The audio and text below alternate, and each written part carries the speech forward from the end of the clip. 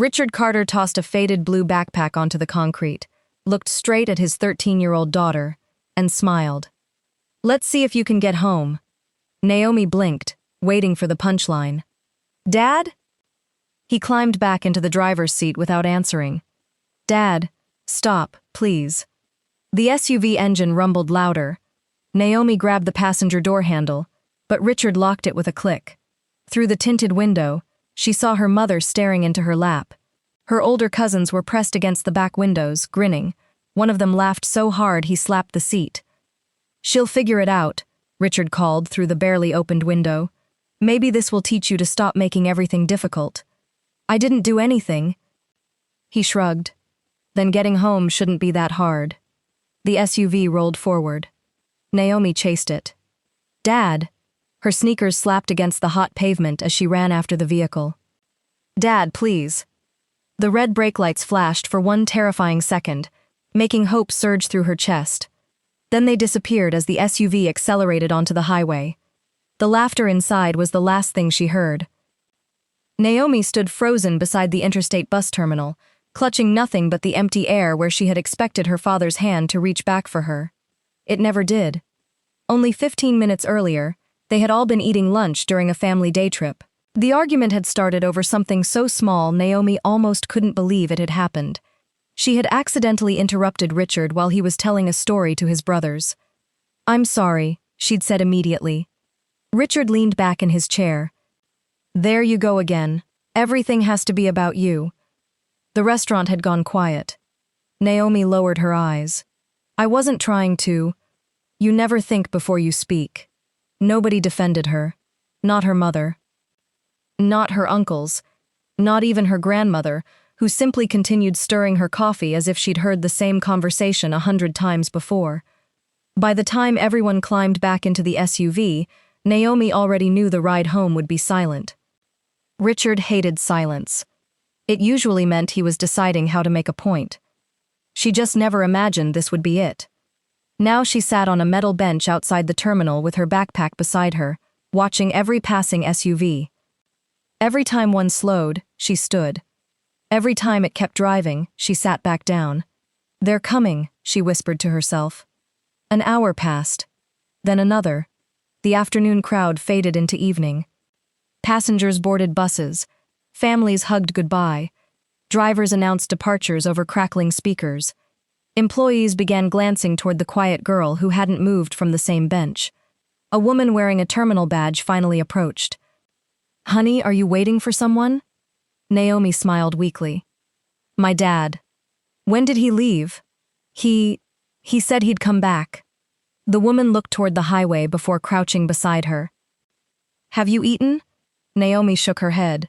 "I'm not hungry." The woman clearly didn't believe her. She disappeared inside and returned a few minutes later with a bottle of water and a wrapped sandwich. Naomi accepted the water but placed the sandwich untouched beside her backpack. "If I leave," she said softly, "they won't know where I am when they come back." The employee didn't argue. Instead, she quietly walked to the terminal office. Night settled over the parking lot. The buses became fewer. The lights buzzed overhead. Naomi hugged her knees tighter each time headlights swept across the pavement. None of them belonged to her father. A gray-haired terminal manager eventually walked outside carrying a clipboard. His expression wasn't impatient. It was worried. He sat down one seat away from Naomi. "Sweetheart," he said gently, "I've been trying to reach your parents." She looked up hopefully. "Did they answer?" He hesitated. Then he asked the one question that suddenly made the entire terminal feel enormous. "Do you actually know your home address?" Naomi stared at the terminal manager. Her mouth opened, then closed again. She knew the name of her school. She knew the route her father always drove. She even knew where his office building was downtown. But the address of the house she'd lived in her entire life? I don't know." The words barely came out. The manager's expression changed instantly. He exchanged a glance with the employee who had brought Naomi the water. "Do you know your parents' phone number?" Naomi nodded quickly. "My dad's office." She recited the number from memory. The manager hurried inside and dialed it from the office phone, while Naomi waited outside, watching every passing vehicle. A minute later, he returned. No answer. He works late sometimes, Naomi said, almost defending him. Try again. He did. Still nothing.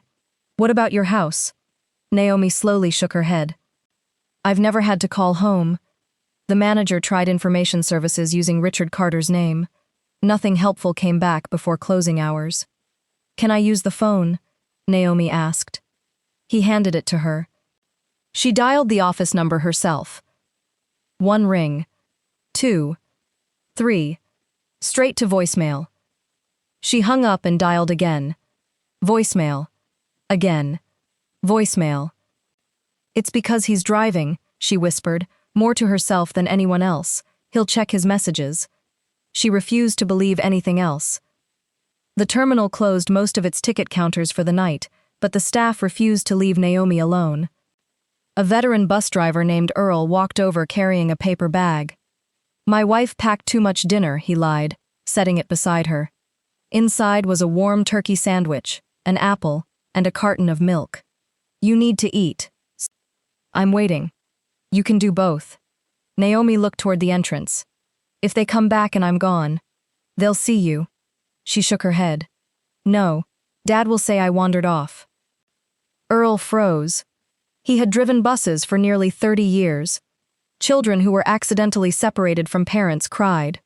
Children who had been taught to fear disappointing someone spoke exactly like this. He didn't push her. He simply sat beside her while she took one reluctant bite.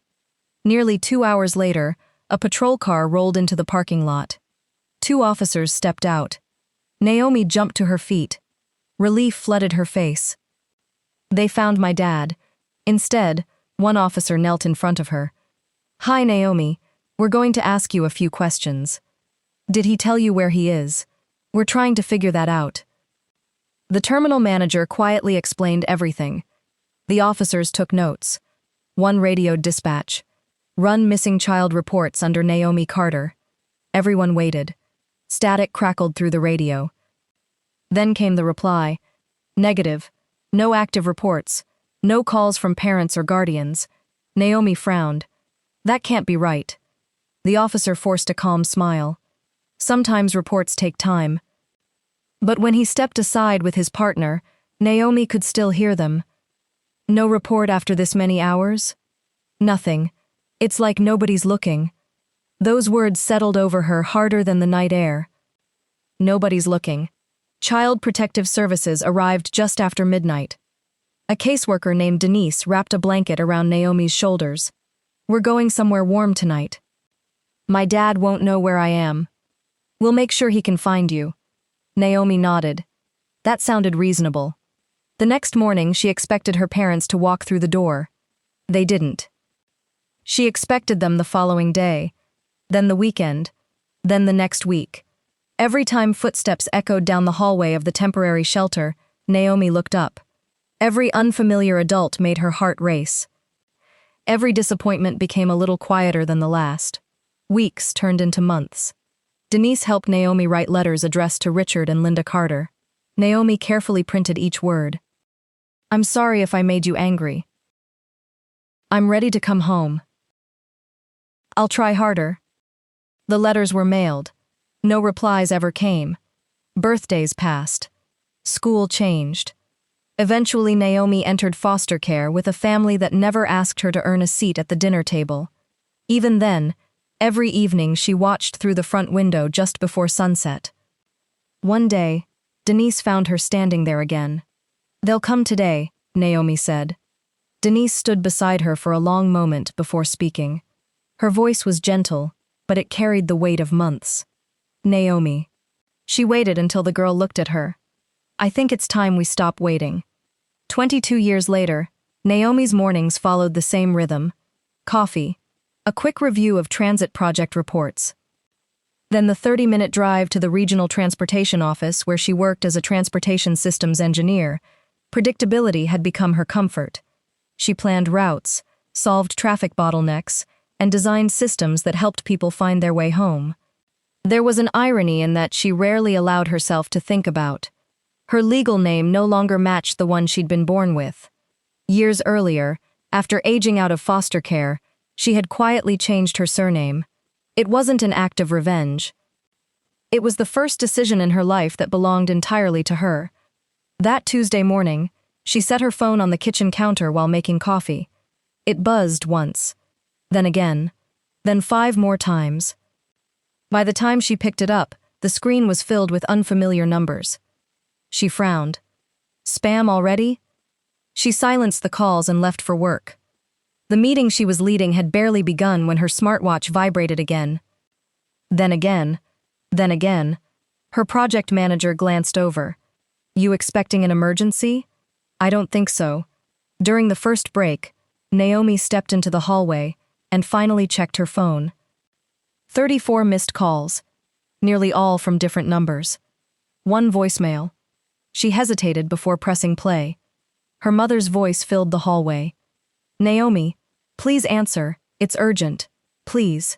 We need to talk. Naomi's hand tightened around the phone. She hadn't heard that voice in 22 years. She deleted nothing. She simply stared at the screen until another unknown number called. She let it ring. That evening, curiosity defeated the instinct she'd spent decades building. She opened her laptop and searched for Richard Carter. The first results weren't about his business. They were about her. A local newspaper headline caught her eye. Family continues, 22-year search for missing daughter. Her stomach tightened. She opened the article. Richard's photograph filled half the page. He spoke about never giving up hope. He described birthdays spent leaving an empty chair at family dinners. He thanked volunteers who had helped distribute missing person flyers over the years. Naomi read every word twice, then a third time. None of it matched the life she remembered. She searched further. Public social media posts from cousins and distant relatives appeared one after another. Come home, Naomi. We've never stopped loving you. If anyone has information about our missing cousin, please reach out. Our family is still praying for a miracle. Photographs showed candlelight vigils, charity walks, anniversary gatherings. Comments from strangers praised Richard for being a devoted father who had refused to lose hope. Naomi leaned back in her chair, stunned. They think I disappeared. She clicked another article, then another.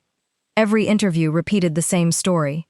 A troubled 13-year-old had run away from a highway bus terminal after an argument. Her parents had searched ever since. No article mentioned abandonment. No article questioned why no one had found her. The lie had lived longer than the truth. The following afternoon, another unfamiliar number called. Naomi almost ignored it. Instead, she answered. This is Naomi. Ms. Brooks? She still paused whenever someone used her legal surname. Yes. My name is Daniel Mercer. I'm an attorney representing matters related to the Carter family estate. Naomi said nothing. I understand you've recently received calls from members of your biological family. I have. There are legal issues that require your participation. I'm not interested in a reunion. I understand. His tone remained calm. This isn't a request to reconcile. What is it? A meeting. Silence stretched between them. Finally, Naomi asked, Why now? I'd rather answer that in person. She almost ended the call. Then he added one sentence that stopped her. There are documents you deserve to read before speaking to your parents. Naomi slowly lowered herself into the chair beside her desk. For the first time in 22 years, she realized someone else might know what had really happened. Naomi arrived at Daniel Mercer's office carrying nothing but a notebook. She had almost canceled twice during the drive. The receptionist led her into a quiet conference room where several thick archival folders were already arranged across the table. Daniel stood as she entered. Ms. Brooks, she nodded. You said there were documents. There are. He waited until she sat, before sliding the first folder toward her. I think it's best if you read these in the order they were created. Naomi opened the file. The first page was dated less than 24 hours after she had been abandoned. It was a police incident report. She scanned the lines once, then again. Her eyes stopped on one section. Reporting party. Terminal manager. Not Richard Carter. Not Linda Carter. Not anyone in her family. Her fingers tightened around the paper. Daniel quietly said, "Turn the page." She did. The next document summarized follow-up efforts. No missing child report had ever been filed by her parents. Instead, officers had documented unsuccessful attempts to contact them after Naomi entered protective custody. Naomi looked up slowly. "So, they never reported me missing." Daniel met her eyes. "No." The room fell silent. 22 years of unanswered questions suddenly shifted into something much heavier. Not confusion. Choice. She continued reading. Several weeks after her placement in foster care, investigators had interviewed Richard Carter. Attached to the file was his signed statement. Naomi recognized his signature immediately. Her heartbeat quickened as she read. "Our daughter chose to leave after refusing to follow household rules. We believe she ran away voluntarily." Another paragraph claimed Naomi had always been defiant and likely avoiding responsibility. She stared at the words. "I was 13. Daniel nodded quietly. "I know. There wasn't even a way for me to get home." "No." She closed her eyes for a moment. Every year she had wondered whether her parents had searched one more day before giving up. Now she understood. They had never been looking in the first place. Daniel opened another folder. There's more. Inside were letters exchanged between investigators and child welfare agencies over the following year. One recommendation appeared again and again. Continue efforts to locate biological parents for reunification. Each request had been marked with follow-up notes. No meaningful cooperation. No additional information provided. Case eventually closed. Naomi slowly exhaled. They let it end. "I'm afraid so." She looked through the remaining correspondence. Nothing suggested desperation. Nothing suggested grief. Only paperwork documenting missed opportunities. Each page quietly dismantled the story the public had believed for decades. Daniel finally reached for the last folder. "This explains why you've suddenly become impossible for them to ignore." Inside was a copy of her late grandmother's estate plan. Her grandmother had established a family trust years before her death. Every biological grandchild was to receive an equal inheritance. The trust contained one condition. No distribution could occur until every beneficiary had been located or legally accounted for. Naomi looked up. "So they couldn't collect?" "Until you were found," Daniel finished. "The court required a documented search." She thought about the 34 missed calls, the voicemail, the newspaper articles resurfacing online. None of it had begun because someone missed her. It had begun because someone needed her signature. Daniel folded his hands. "I should also tell you something important." Naomi waited. "Several members of your extended family have only recently learned that you were located. They knew I ran away. They believed that. They don't know what actually happened." "No." He slid a printed meeting notice across the table.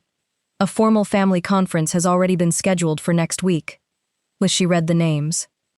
Her parents, several uncles, 2 cousins, the estate attorney, Daniel, and her. "My father knows I'll be there?" "Yes." "What does he think?" Daniel hesitated. "He believes he'll have the opportunity to explain everything privately before the legal matters are finalized." Naomi closed the folder. For the first time since receiving those missed calls, she wasn't afraid. She wasn't angry either. She simply wanted the truth spoken where everyone could hear it. "I'll attend," she said. A week later, she stepped into the conference room. Conversations stopped immediately. Every face turned toward her. Richard Carter stood from his chair with complete confidence, smoothing the front of his expensive suit as though welcoming a guest who had merely been away on a long trip. He smiled. "I knew you'd eventually come home." Richard Carter stepped forward with his arms slightly open. For a moment, the room was perfectly still. "Naomi," he said with a practiced smile, "we've waited a long time for this." She didn't move. She set her folder on the conference table and took the empty chair beside Daniel Mercer. No hug, no handshake, no greeting. Richard's smile faltered for the first time. Her mother wiped tears from her eyes. "I've dreamed about this day," Linda whispered. Naomi looked at her quietly but said nothing. The estate attorney cleared his throat. "Before we discuss the trust, are there any preliminary matters either party wishes to address?" Naomi nodded once. "Yes." She turned toward Daniel. "Would you please read the archived records aloud?" Richard immediately leaned forward. "That isn't necessary." Naomi met his eyes. "I think it is." The attorney looked between them before opening the first file. "The initial police contact," he began, "was made by the interstate bus terminal manager after a 13-year-old female had been left unattended for several hours." Silence settled over the room. He continued. No missing child report had been filed by either parent or guardian. One of Naomi's uncles frowned. "What?" The attorney kept reading. Repeated attempts to contact Richard and Linda Carter were unsuccessful. Richard shifted in his chair. "That report doesn't tell the whole story." Naomi didn't interrupt. She simply waited. The attorney reached the next document. This signed statement, provided by Richard Carter, states that Naomi voluntarily ran away after refusing household rules. Daniel placed the original signature page on the table.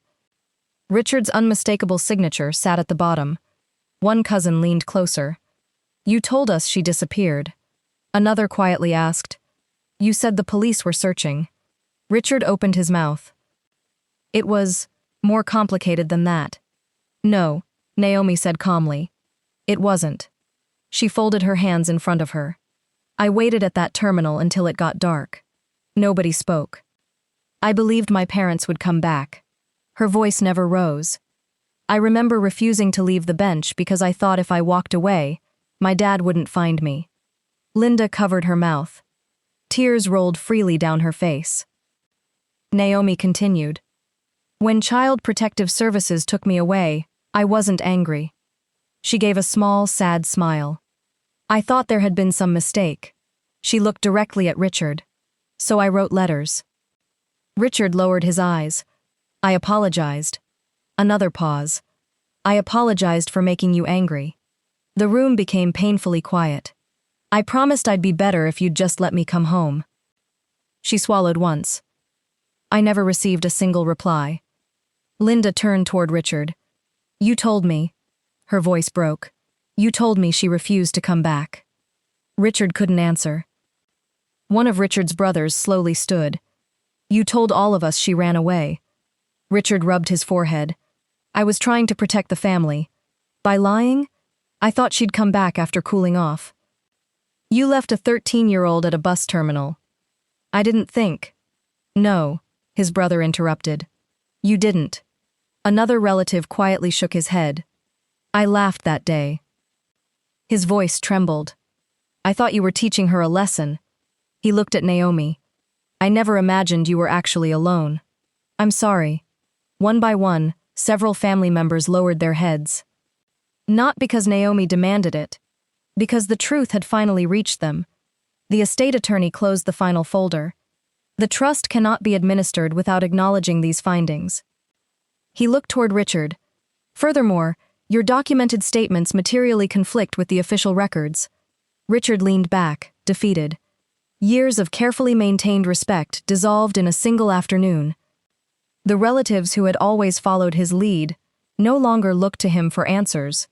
They looked away. Control of the family estate passed to an independent administrator until everything could be resolved properly.